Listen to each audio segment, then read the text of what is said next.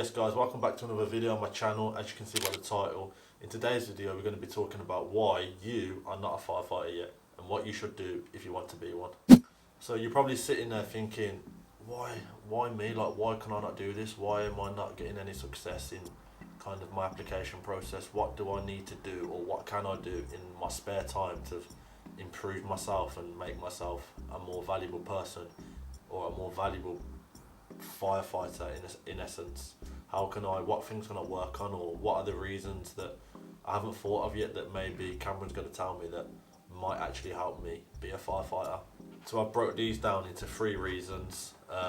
There probably are more reasons, but these are the 3 that I want to give my advice to you guys about and kind of want to speak about. If you do want more than 3 reasons, let me know in the comments to make another video, and I'll make a part 2 of this, and we'll see how it goes. But yeah, let's get straight into it. So number 1 is you haven't taken your fitness seriously enough.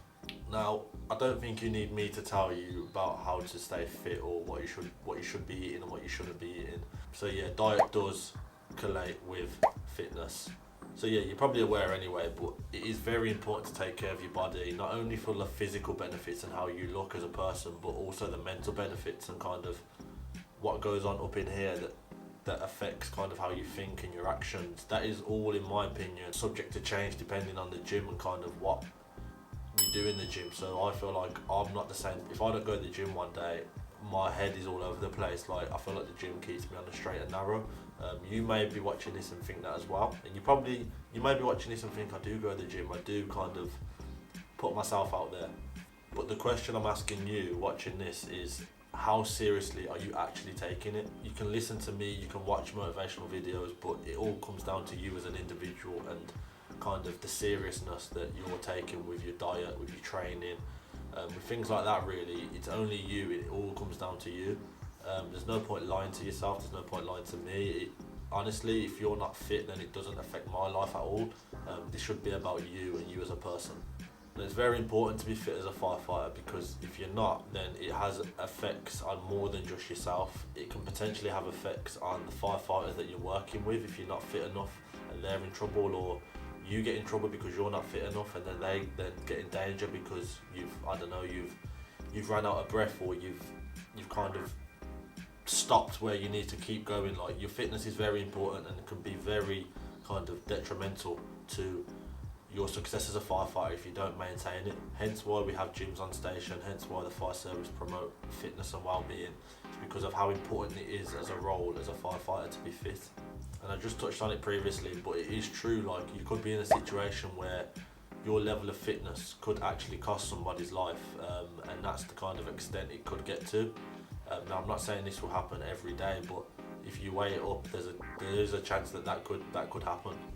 So yeah, it's very important to kind of look at yourself in the mirror and just ask yourself, like, are you taking it seriously enough? Are you looking after your body as you should do? Now, if you're sitting there thinking, but how do I get firefighter fit? How do I kind of make myself fit enough to be a firefighter, or what can I do in the gym to replicate that? Good news for you, I've actually made a video on this. So yeah guys, if you're watching this video before the date on the screen, then this actual video I'm talking about isn't live yet. However, if you're watching the video after the date on the screen, then the video will be live and the link will be where I'm pointing to. So yeah, make sure you check it out if you haven't already, and enjoy the rest of the video. I'll put the link here and in the description, which I go over things that I've learnt as being a firefighter that you can replicate in the gym to help your firefighter fitness, to kind of help you prepare the best way you can to be a firefighter. So if you haven't watched that video already, I recommend you watch it, and if you have watched it before, I recommend you watch it again. It's repetition, so the more you watch it, the more it will stick in your brain, and then the more chance you'll have of being a firefighter, because you're replicating these exercises that I've offered to you free of charge. Like, I'm not obviously charging for any of this, but I talk about in that video, if you haven't watched it, for those that haven't, I talk about in that video kind of why I'm doing what I'm doing and how it can replicate roles in the job. But yeah, it's a good video. I definitely recommend you watch it if you haven't already. Now, don't think I'm sitting here saying, it's easy for you to say you're already fit and all this blah blah, but there was a time where I wasn't fit. Like, there was a time where I was probably a bit like you now. I was feeling very deflated. I'd kind of not been let in the fire service, not because of my fitness, but that obviously does account into it. Now, if you want the job and I always say this, and I've probably mentioned it, you've probably heard me say this a few times now, but if you want it something, not even just a fire service, but if you want something that much, you will do whatever you can, and you will step outside your comfort zone, and you will kind of push yourself to get where you need to be. And yeah, like I say, this isn't just the fire service, this is everything, but if you use that in terms of the fire service, if you want it bad enough, you will be disciplined enough to focus on your fitness, to focus on your diet, to get yourself into shape, to get your strength up, to get your cardiovascular system up.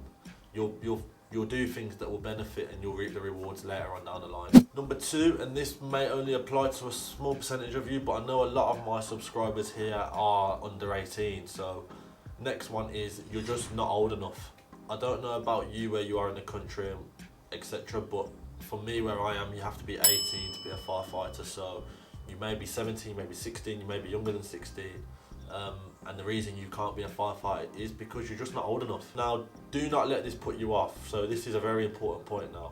Do not let being not old enough put you off. If you're sitting there and you're under the age, there's things you can do now which can prepare you for when you are of age, and can put you ahead of probably 80% of the people that are already applying, because you're already 2 steps ahead of the game. So don't let your age kind of deflate your ambition to be a firefighter. Instead, you need to look at it as a positive, and kind of what can I do now, what can I learn now to put me in better stead for when I am old enough and when I can finally apply. Now, things such as watching my YouTube videos, that's a great way to start. Looking at my TikToks as well, things like that, looking on the internet. A lot of people join the fire cadets as well, I believe. I've never been in the fire cadets, but that's probably a starting point for yourself. There's many ways you can prepare yourself. The internet's a great place. As I mentioned, just start looking anywhere, online, newspapers, ask friends, go to a fire station, like literally go to your local fire station and ask them like, what can I do to prepare myself, and they'll be more than welcome to help you. So yeah, you shouldn't see being young as a problem really. If anything, it's a blessing in disguise.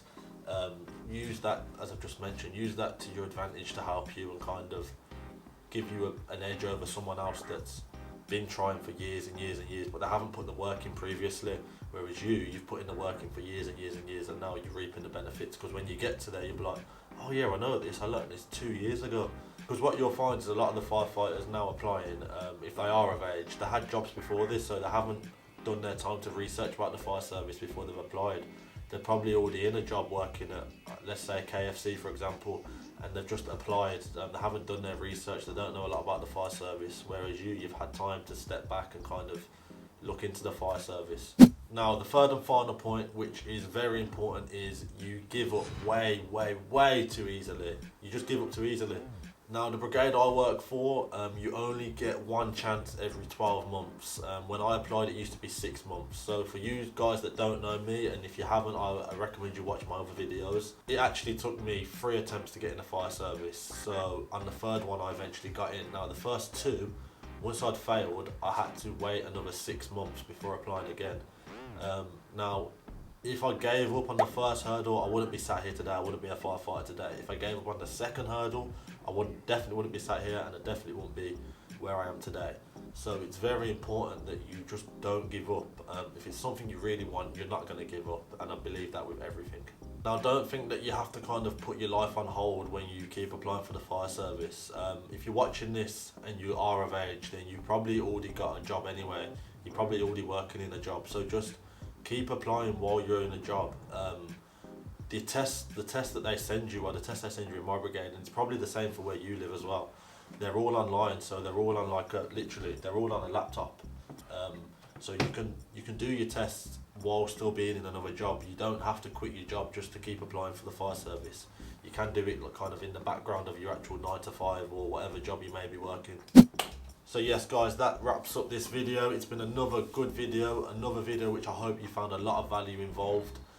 If you want any more videos on how to be a firefighter, the recruitment process, what I wish I knew before I joined the fire service, make sure you subscribe, make sure you go on my channel, and you'll find the videos all down there.